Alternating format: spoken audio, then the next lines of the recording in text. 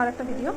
তো আমি কী কী দিই দেখো, এই কাপের 1 কাপ চালটাকে আমি অ্যাড করলাম, যে সেম কাপেরই, মানে আমি এই কাপটাকে মেজারমেন্ট হিসেবে নিচ্ছি। বাড়িতে যদি আপনারা নেন তো সেম ভাবে নেবেন। আমি 1 কাপ চাল দিলাম, এর মধ্যেই তাদের জন্য অ্যাড করবো হাফ কাপ মতো, হাফ কাপের থেকে প্রথমে কম, মানে 1/3 বলতে পারেন, চাল 1/3 ডাল গুলো এগুলো মাপা এটা আমি মুসুর ডাল চালটা নিয়ে আমি এই কাপেরই একই পরিমাণে দিয়ে দিলাম এগুলো 1 ছোলার ডাল ডাল নিয়ে আমি এখানে নিয়েছি মুগ ডাল আর দিলাম মুগ ডাল। এবার দেবো তরকার ডাল, মানে যেটা তরকার সবুজ ডাল ডাল নিয়েছি। এবার দিলাম কিছুটা, তোমরা তরকার ডাল না চাইলে এর সাথে আমি না অ্যাড করব, থাকলে বা না চাইলেও স্কিপ করতে পারো।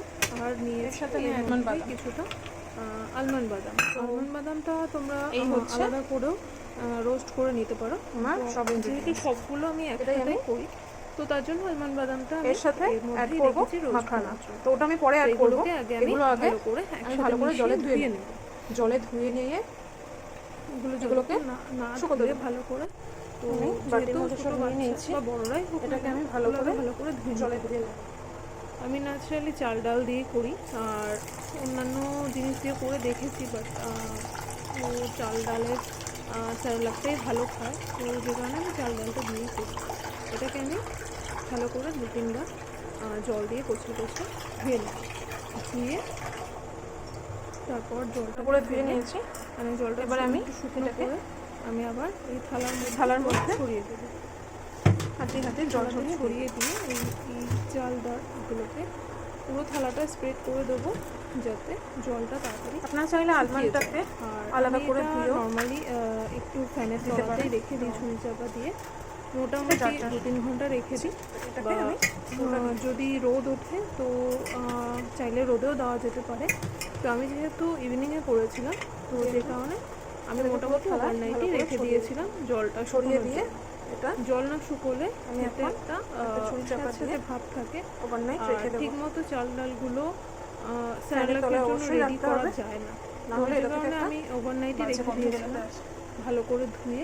তারপরে আপনারা রোদেও শুকিয়ে নিতে পারেন, তবে অবশ্যই ছড়িয়ে যেখানেই রাখবেন ভালো করে ঢাকা দিয়ে। এই যে দেখো এভাবে ছড়িয়ে দিয়ে যেটুকু ছিল সেটুকু পুরো কাটিয়ে নিয়েছিলাম। আমি জল ঝরানোর জন্য রেখে রাখার পরে দিয়েছিলাম। তো দেখতে পাচ্ছ যে কিরকম ঝুরঝুরে হয়ে গেছে। যতক্ষণ ঝুরঝুরে ভাবটা আসে ততক্ষণ এটাকে ঠিক রোস্ট করা যায় না। রোস্ট বলতে আমি এটাকে হালকা করে কড়াইতে এবার ঘি দিয়ে ভেজে দেখতে হচ্ছে একদম হালকা করে, যাতে একটু এবার আমি মোচমুচে ভাবটা আসে আর একটা হালকা ঘিয়ের ফ্লেভার আসে।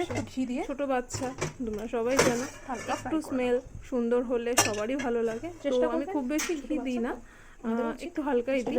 আর আমি চেষ্টা করি ওর জন্য যে বাসনগুলো ব্যবহার করি আর কি, সেগুলো একটু স্টেনলেস স্টিলেরই ব্যবহার করতে পছন্দ করি। একটু গরম হতে দেব। আমি একটু হালকা ঘি দিচ্ছিলাম, তারপর ভাবলাম কড়াইটাকে একটু ভালো করে হালকা মানে গরম করে ঘিটা ছড়িয়ে দিতে। তো গরম করে আমি ঘিটা ছড়িয়ে দিলাম, 1 টেবিল স্পুন ঘি দিয়েছি।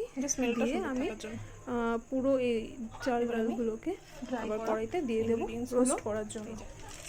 এবারে আমি চাল ডালটা এইভাবে দিয়ে দিলাম, দিয়ে তারপর একটু একটু লেগে থাকে, কারণ আমি যেহেতু ভিজে অবস্থায় চাল ডালগুলোকে প্লেটের মধ্যে দিয়েছিলাম, তো হালকা একটু একটু লেগে থাকে। এগুলোকে একটু ভালো করে তুলে না দিলে এগুলো থালায় থেকে নষ্ট হয়ে যাবে। তো আমি চেষ্টা করি পুরোপুরি এটাকে একদম ভালো করে দিয়ে দিতে। যেহেতু ছিল ভেজে অবস্থায় দিয়েছিলাম, তো থালার মধ্যে সেখানে একটু দাগ হয়ে গেছে, এটা কিন্তু নষ্ট হয়ে যায়নি, এটা দাগ হয়ে গেছে। এবার ঘিটাকে পুরো চাল ডালের সাথে আর এই আলমন্ড বাদাম দিয়ে একদম ভালো করে মিশিয়ে নিতে হবে। তো এটা হাই ফ্লেমে করা যাবে না, এটা আঁচটা একদম লো টু মিডিয়ামে রেখে এটাকে ভালো করে নাড়াচাড়া করতে হবে, যাতে পুড়ে না যায়, কারণ পোড়া গন্ধ বেরোলে আমার মেয়ে তো খায় না, তো আমি জানি না বাকিদের কী অবস্থা হয়, না খুবই বাজে লাগে পোড়া গন্ধ আসলে। এবার আমি এখানে এটা অ্যাড করে দিয়েছি মাখানা। এখন দেখতে পাচ্ছ মাখানাটা, এই যে ধরলে মাখানাটা আমি যতক্ষণ না এরকম একটা কুরকুরে ভাব আসবে, এখনো পর্যন্ত হয়নি, নরম রয়েছে মাখানাটাকে, আমি ততক্ষণই নাড়াচাড়া করবো যতক্ষণ না এটা একটা ক্রিস্পি ভাব আসে দেখবে। এই থালার মধ্যে পুরোটা ঢেলে নেব, মাখানাটা খুললেই বোঝা যাবে যে পুরোপুরি ঠান্ডা হওয়ার পর গুঁড়ো গুঁড়ো হয়ে যাচ্ছে পুরো মিক্সার গ্রাইন্ডারে। তো আমি এটাকে ততক্ষণ একটু নাড়াচাড়া করবো। এখন পুরো মাখানাটা রেডি হয়ে গেছে, এই ধরলেই গুঁড়ো গুঁড়ো হয়ে যাচ্ছে। তো আমি পুরোটাতেই একদম লো টু মিডিয়াম ফ্লেমে রেখে নাড়াচাড়া করবো। পুরো না হয়ে গেলে যখন বুঝতে পারবো যে মাখানাটা রেডি হয়ে গেছে, তখন আমি আবার গ্যাসের ফ্লেমটা অফ করে ওই থালাটাতেই ঢেলে নিয়েছি। ঢেলে নিয়ে ওটাকে আবার ঠান্ডা করে তারপরে আমি এটা মিক্সিতে দিয়ে গুঁড়ো করে রেখেছি। কারণ গুঁড়ো না করলে এটা একবারে আমি গুঁড়ো করেই রাখি। গুঁড়োটা না করা থাকলে যখন খাওয়াতে যাই বা খাবার করতে যাই, তখন এই অল্প অল্প নিয়ে গুঁড়োটা ঠিক মতো হয়ও না। তো একটু বেশি পরিমাণে যেহেতু থাকে, আমি পুরোটা গুঁড়ো করে একটা এয়ারটাইট কন্টেনারে রেখে দিই। আর কন্টেনারে রেখে এটাকে আমি ঠান্ডা হতে দিই। ঠান্ডা করে তারপরে আমি এটা রেখে স্টোর করি আর কি। তো আমার দিন 15 মতো চলে, দিন 15 থেকে 1 মাস মতো চলে। তো কোয়ান্টিটি ডিপেন্ড করে, আমি অল্পই করি, খুব বেশি করি না। দিন 15 থেকে ম্যাক্সিমাম আমার 1 মাস মতো চলে। কারণ আমি সব কিছু মিলিয়েই খাওয়াই, শুধু ডালিয়াটা দিই না, তার জন্য শুধু স্যালাডটা দিই না, তার জন্য আমি সব কিছু মিশিয়ে দিই। ওই জন্য আমার একটু বেশি দিনই চলে।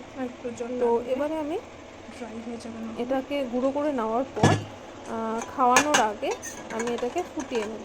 আমি এটা দেখাচ্ছি কারণটা হচ্ছে যে আমি ওই সময় ডালিয়াটা করবো ভেবেছিলাম। তো স্যালাডটা করবো বলে আমি রেডি করছিলাম। আর মিক্সির কন্টেনারে অনেকটা লেগেছিলো, তো যে কারণে ওটা ধুয়ে আমি ওই জলটা দিয়ে আবার ডালিয়াটা ফোটাবো।